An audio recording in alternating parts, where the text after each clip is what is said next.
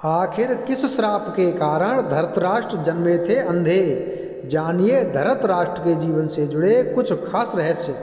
आइए जानते हैं धृतराष्ट्र को मिले श्राप और उनके जीवन से जुड़े रहस्यों के बारे में। महाभारत में धृतराष्ट्र अंधे थे, लेकिन उन्हें यह अंधापन पिछले जन्म में मिले एक श्राप के कारण मिला था। धृतराष्ट्र ने ही गांधारी के परिवार को मरवाया था, लेकिन क्यों मिला था उन्हें अंधे होने का श्राप और क्यों मरवाया था उन्होंने अपनी पत्नी गांधारी के परिवार को? आइए जानते हैं धृतराष्ट्र से जुड़ी कुछ ऐसी ही खास बातें। भीम को मार डालना चाहते थे धृतराष्ट्र। भीम ने धृतराष्ट्र के प्रिय पुत्र दुर्योधन और दुशासन को बड़ी निर्दयता से मार डाला था। इस कारण धृतराष्ट्र भीम को भी मार डालना चाहते थे। जब युद्ध समाप्त हो गया तो श्री कृष्ण के साथ युधिष्ठिर, भीम, अर्जुन, नकुल और सहदेव महाराज धृतराष्ट्र से मिलने पहुँचे। युधिष्ठिर ने धृतराष्ट्र को प्रणाम किया और सभी पांडवों ने अपने अपने नाम लिए प्रणाम किया। श्री कृष्ण महाराज के मन की बात पहले से ही समझ गए थे कि वे भीम का नाश करना चाहते हैं। धृतराष्ट्र ने भीम को गले लगाने की इच्छा जताई तो श्री कृष्ण ने तुरंत ही भीम के स्थान पर भीम की लोहे की मूर्ति आगे बढ़ा दी। धृतराष्ट्र बहुत शक्तिशाली थे। उन्होंने क्रोध में आकर लोहे से बनी भीम की मूर्ति को दोनों हाथों से दबोच लिया और मूर्ति को तोड़ डाला। मूर्ति तोड़ने की वजह से उनके मुंह से भी खून निकलने लगा और वे जमीन पर गिर गए। कुछ ही देर में उनका क्रोध शांत हुआ तो उन्हें लगा कि भीम मर गया है, तो वे रोने लगे। तब श्री कृष्ण ने महाराज से कहा कि भीम जीवित है, आपने जिसे तोड़ा है वह तो भीम के आकार की मूर्ति थी। इस प्रकार श्री कृष्ण ने भीम के प्राण बचा लिए। धृतराष्ट्र थे जन्म से अंधे। महाराज शांतनु और सत्यवती के दो पुत्र हुए, विचित्रवीर और चित्रांगद। चित्रांगद कम आयु में ही युद्ध में मारे गए। इसके बाद भीष्म ने विचित्रवीर का विवाह काशी की राजकुमारी अंबिका और अम्बालिका से करवाया। विवाह के कुछ समय बाद ही विचित्रवीर की भी बीमारी के कारण मृत्यु हो गई। अंबिका और अम्बालिका संतानहीन ही थीं, तो सत्यवती के सामने यह संकट उत्पन्न हो गया कि कौरव वंश आगे कैसे बढ़ेगा। वंश को आगे बढ़ाने के लिए सत्यवती ने महर्षि वेदव्यास से उपाय पूछा। तब वेदव्यास ने अपनी दिव्य शक्तियों से अंबिका और अम्बालिका से संतानें उत्पन्न की थीं। अंबिका ने महर्षि के भय के कारण आंखें बंद कर ली थीं, तो इसकी अंधी संतान के रूप में धृतराष्ट्र हुए। दूसरी राजकुमारी अम्बालिका भी महर्षि से डर गई थी और उसका शरीर पीला पड़ गया था, तो इसकी संतान पांडु हुई। पांडु जन्म से ही कमजोर थे। दोनों राजकुमारियों के साथ एक दासी पर भी महर्षि वेदव्यास ने शक्तिपात किया था।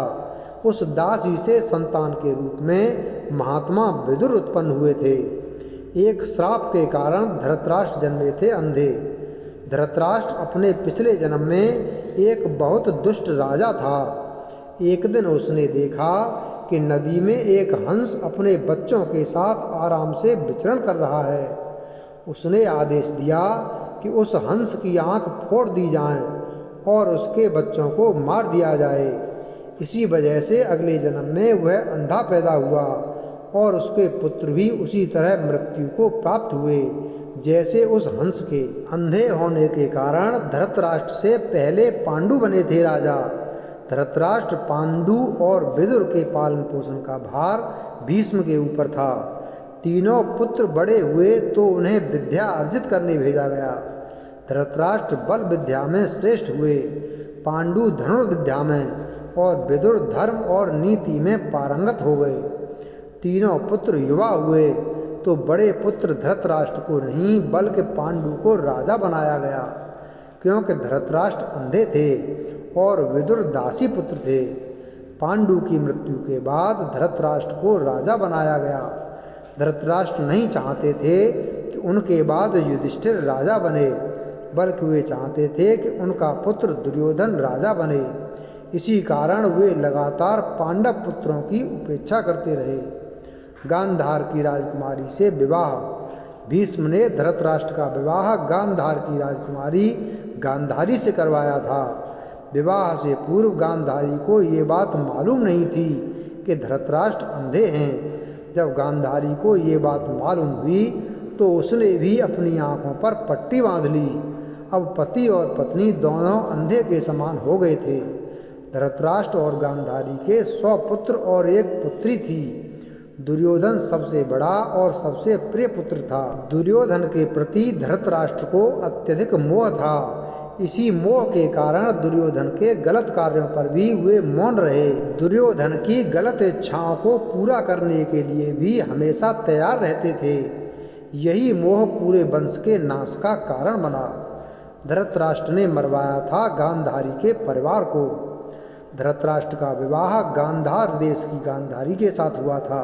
गांधारी की कुंडली में दोष होने की वजह से एक साधु के कहे अनुसार उसका विवाह पहले एक बकरे के साथ किया गया था, बाद में उस बकरे की बलि दे दी गई थी। यह बात गांधारी के विवाह के समय छुपाई गई थी। जब धृतराष्ट्र को यह बात पता चला तो उन्होंने गांधार नरेश सुवाला और उसके 100 पुत्रों को कारावास में डाल दिया और काफ़ी यातनाएं दी। एक एक करके सुवाला के सभी पुत्र मरने लगे।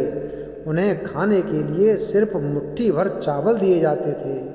सुवाला ने अपने सबसे छोटे बेटे शकुनी को प्रतिशोध के लिए तैयार किया। सब लोग अपने हिस्से के चावल शकुनी को दे देते थे ताकि वह जीवित रहकर कौरवों का नाश कर सके। मृत्यु से पहले सुवाला ने धृतराष्ट्र से शकुनी को छोड़ने की विनती की, जो धृतराष्ट्र ने मान ली। सुवाला ने शकुनी को अपनी रीढ़ की हड्डी के पांसे बनाने के लिए कहा। वही पांसे कौरव वंश के नाश का कारण बने। शकुनी ने हस्तिनापुर में सबका विश्वास जीता और 100 कौरवों का अभिभावक बना। उसने न केवल दुर्योधन को युधिष्ठिर के खिलाफ भड़काया बल्कि महाभारत के युद्ध का आधार भी बनाया।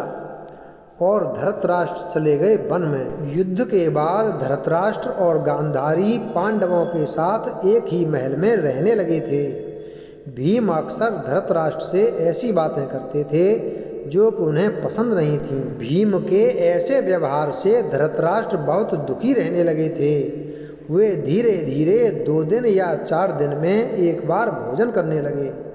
इस प्रकार 15 वर्ष निकल गए।